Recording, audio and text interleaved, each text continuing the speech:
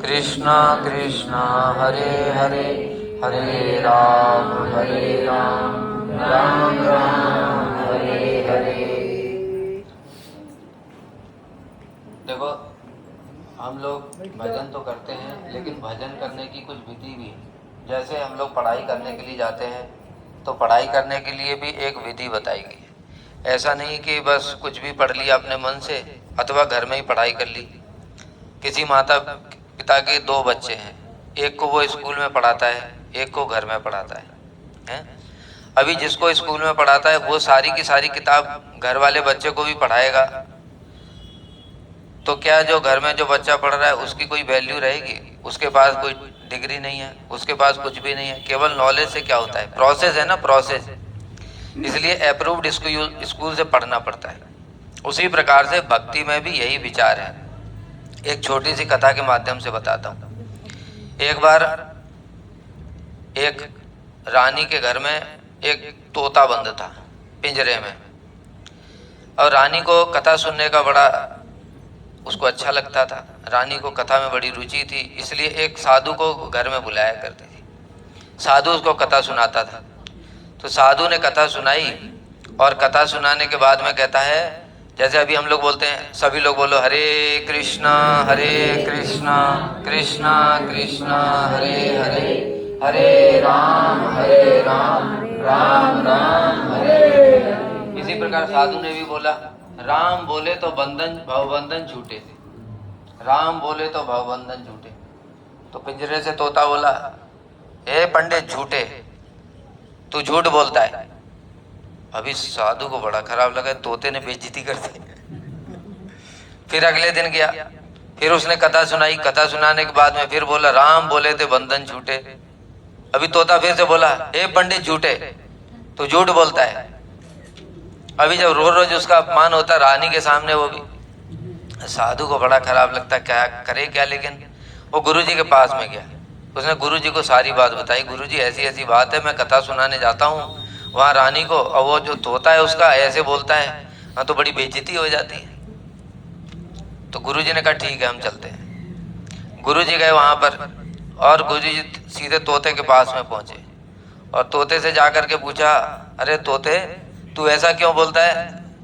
राम बोले तो बंधन झूठे, तू बोलता है ये झूठा है। इसने क्या झूठ बोला है इसमें? ये तो ठीक ही बात है, भगवान का नाम लेने से तो भवबंधन छूटता है। कहता, गुरुजी देखो ठीक बात है, लेकिन मेरी अनुभूति तो ऐसी नहीं है।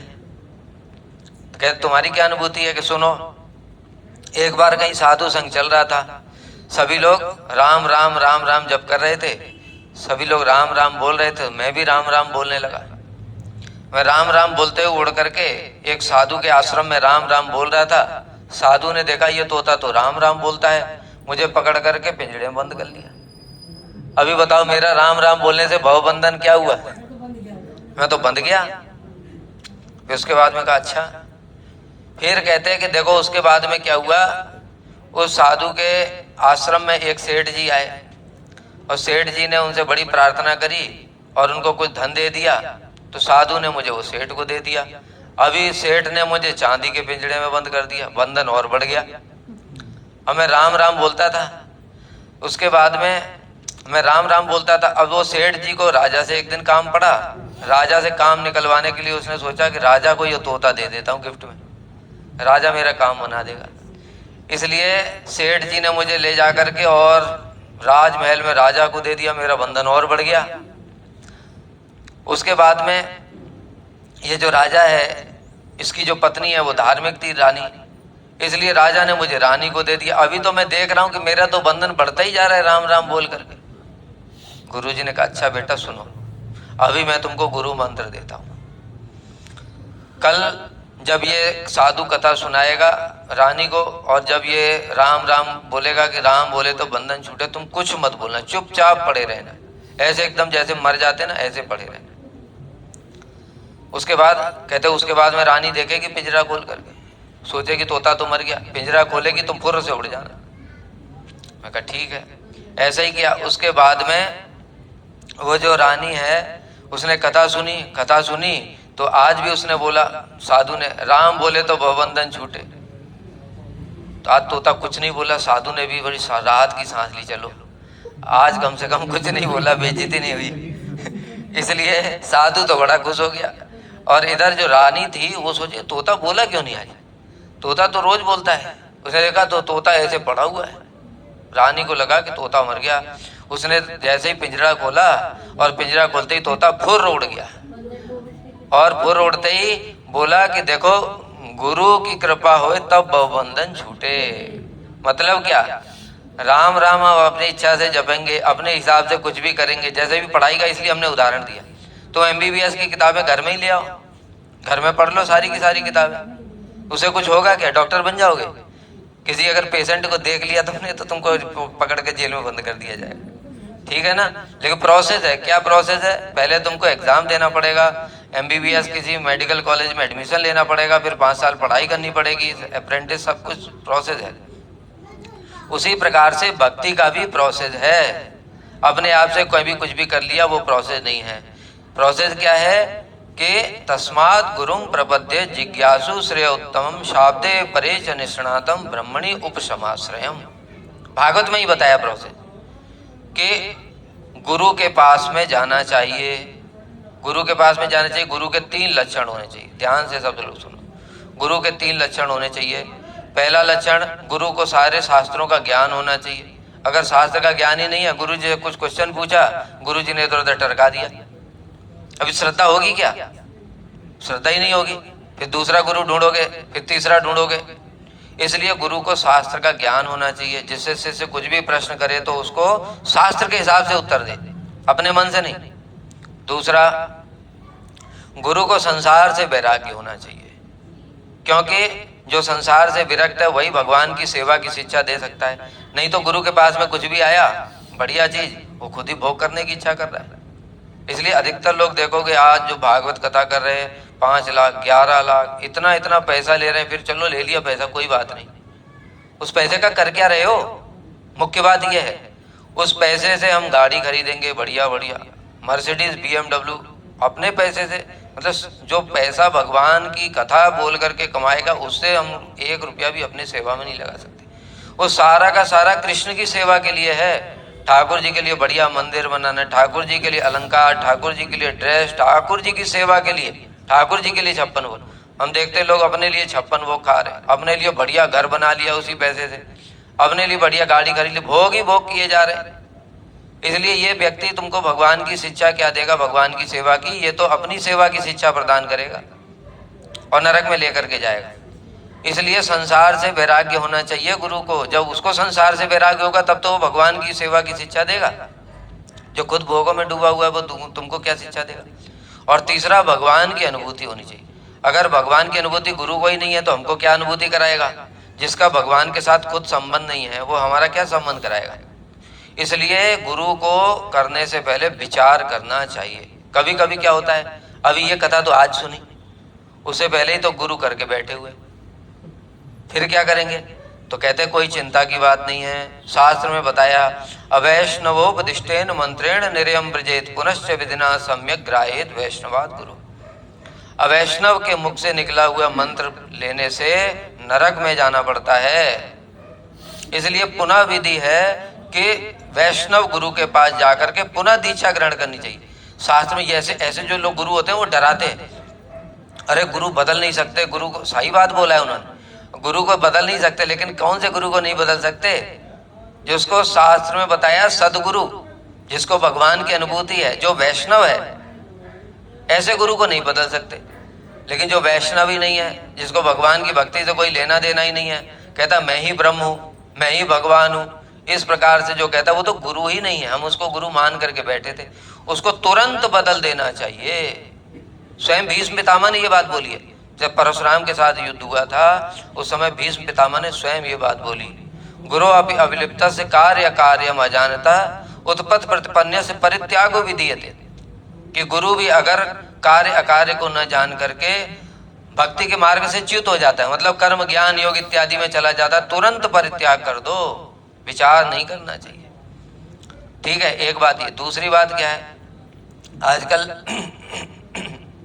इंटरनेट, यूट्यूब, फेसबुक, इतना सारा चल गया, इतने कथाएं आती हैं बस पूछो मत। हम लोग अभी गए थे, यहाँ से पहले हरिद्वार गए थे। हरिद्वार में कितने आश्रम है, हर आश्रम में कथाएं चल रही हैं। हर आश्रम में कथाएं चल रही हैं। अभी लोग देखते हैं जो बढ़िया बढ़िया कथा बोलने के, तो स्पीकिंग स्किल्स, अरे स्पीकिंग स्किल्स तो मैनेजमेंट के स्टूडेंट्स में इतनी बढ़िया बढ़िया होती है, इतना इतना मोहित कर देगा। नेताओं में देखो एक से एक बढ़िया स्किल्स होती है, तो फिर उनकी कथाएं सुनो, फिर क्या जरूरत है, साधु से सुनने की जरूरत ही क्या है। हम लोग देखते हैं कौन बढ़िया बढ़िया बातें बोल रहा है, कौन बढ़िया बढ़िया मनोरंजन कर रहा है, वैसे वैसे फेसबुक पे निकाला, यूट्यूब पे निकाला, वो सुनना शुरू कर देते हैं। इसलिए शास्त्र में बताया ऐसा नहीं करना चाहिए। अवैष्णव मुकोदगीर्णम पूतम हरिकथामृतम श्रवणम नैव कर्तव्यम सर्वोच्छिष्टम यथापय। वहां पर बड़ा सुंदर उदाहरण दिया। अवैष्णव के मुख से निकली हुई कथा विष के समान है, जैसे सर्प है, ठीक है। दूध पीने से हमको पोषण मिलता है, दूध पीने से शरीर में ताकत आती कि नहीं, लेकिन उस दूध में अगर सांप ने मुंह डाल दिया, अब बताओ भाई, दूध है सेम, अब पीने से क्या होगा।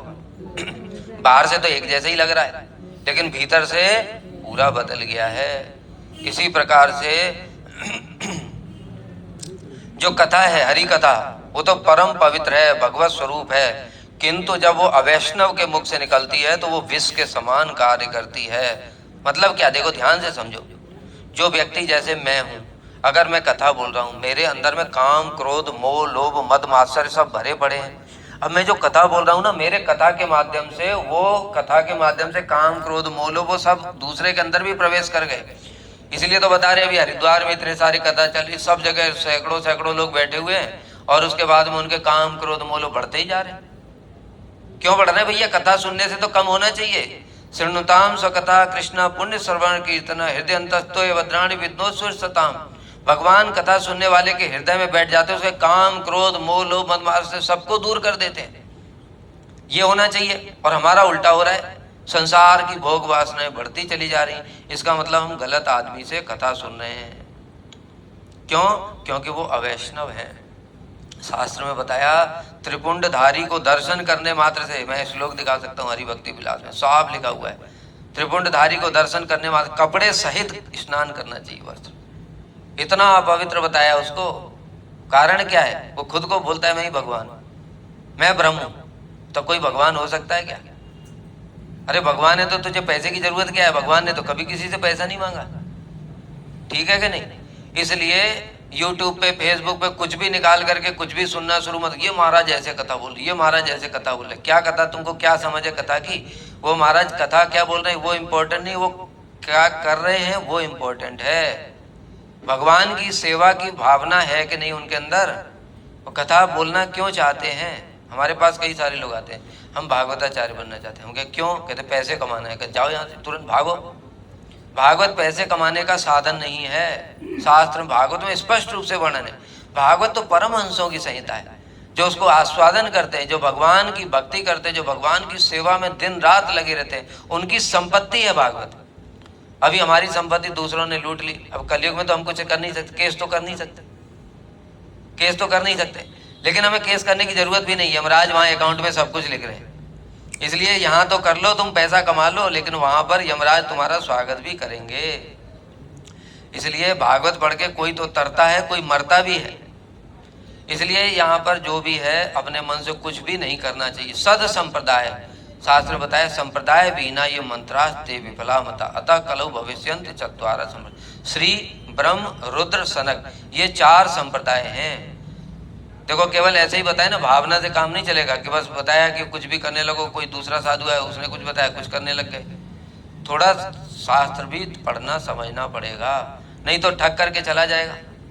आपको मैंने बोला घी ले आओ मार्केट से, ठीक है, 500 रुपया दिया, आपको पता ही नहीं घी कौन सा सही है कौन सा गलत है। अब क्या करोगे बताओ? कुछ भी लेकर के चले आओगे। अगर आपके थोड़ा भी बुद्धि है तो समझना चाहिए कि 500 रुपये में असली घी कैसे मिल सकता है। गाय का दूध तो 60 रुपये लीटर आता है। 60 रुपये लीटर के हिसाब से कितने लीटर तो दूध चाहिए उसमें 1 किलो घी के लिए। अब उसके हिसाब से वो प्रोसेस करने में भी पैसा लगता है। 1500 रुपये का कम से कम घी पड़ रहा है, 500 में कैसे बेच रहा है? विचार करोगे कि नहीं करोगे? तो फिर जब विचार करोगे, क्यों विचार किया? क्योंकि हमको समझ है। फिर घी कभी हमने अच्छा शुद्ध घी टेस्ट भी किया, थोड़ा सा चख करके देखा, इसका टेस्ट तो अजीब सा लग रहा है, तो ये क्यों हुआ, पता कैसे चला? क्योंकि हमको पहले से कुछ नॉलेज है तभी तो। इसी प्रकार से शास्त्र की, भक्ति की कुछ नॉलेज होनी चाहिए, तत्व सिद्धांत भी जानना चाहिए, नहीं तो हम ठगे जाएंगे, उल्टे पुल्टे गुरु कर लेंगे, फिर नरक में जाएंगे। इतना मेहनत करके भी, पैसा देकर भी, और नरक में जाना पड़ेगा। इसलिए सदगुरु से दीक्षा लेकर के और प्रॉपर भजन करना चाहिए, तब हमारा उद्धार निश्चित होगा। क्योंकि शास्त्र में ये भी बताया, एक तो बताया असदगुरु के लिए तो नरक में जाना पड़ेगा, लेकिन सदगुरु के लिए क्या बताया?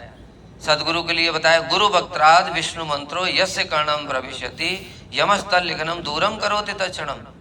जब सदगुरु, वैष्णव गुरु के मुख से जिस समय कान में जिस समय मंत्र गया, उसी समय यमराज जी ने अकाउंट काट दिया, भैया ये हमारे अंडर में नहीं है, इसकी फाइल भगवान के पास भेज दो, भगवान जो करेंगे वो करेंगे, हम कुछ नहीं कर सकते। यमराज जी ने साफ मना किया, कोई भी देवता, कोई भी काल भी उसको दंड देने की शक्ति नहीं रखता जो सदगुरु के आश्रय में आ गया। इस प्रकार से श्री सदगुरु की महिमा है। ठीक है।